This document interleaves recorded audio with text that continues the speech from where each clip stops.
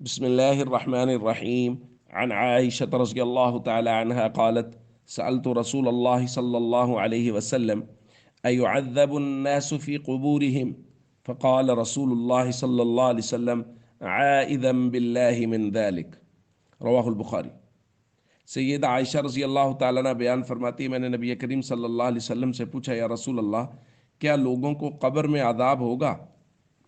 آپ صلی اللہ علیہ وسلم نے فرمایا: میں اللہ کی پناہ میں آتا ہوں قبر کے عذاب سے۔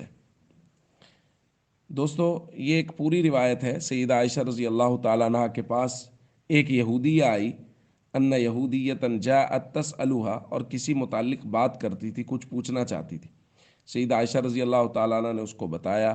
جاتے ہوئے اس نے دعا دی، اعاذک اللہ من عذاب القبر، کہ اللہ آپ کو عذاب قبر سے بچائے، محفوظ رکھے۔ سید عائشہ رضی اللہ تعالیٰ عنہ فرماتی ہیں کہ میں نے نبی کریم صلی اللہ علیہ وسلم سے پوچھا، یا رسول اللہ صلی اللہ علیہ وسلم، کیا عذاب قبر ہوتا ہے؟ یعنی لوگوں کو قبر میں بھی عذاب ہوگا؟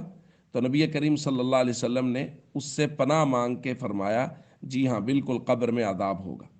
ایک روایت میں نبی کریم صلی اللہ علیہ وسلم نے ارشاد فرمایا، انہم یعذبون عذابا تسمع البہائم کلھا، کہ قبر میں ایسا عذاب ہوتا ہے جس کو انسانوں کے علاوہ سارے درندے اور جانور وہ سن سکتے ہیں۔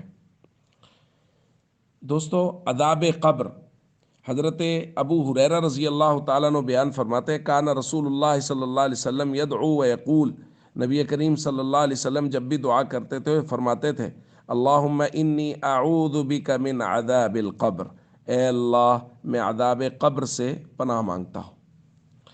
تو دوستو، یہ آخرت کی منازل میں سے پہلی منزل ہے قبر۔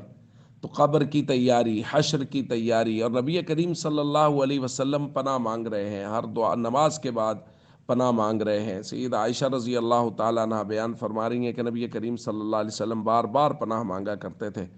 تو ہمیں قبر کی ہولناکی اور وحشت کو سامنے رکھنا چاہیے، اور ہمیں یہ بات ذہن میں رکھنی چاہیے ہر وقت کہ ہم کسی بند کمرے میں، اندھیرے کمرے میں 5 منٹ رہیں تو ہمارا سانس پھولنے لگتا ہے، ہمیں وحشت ہونے لگتی ہے۔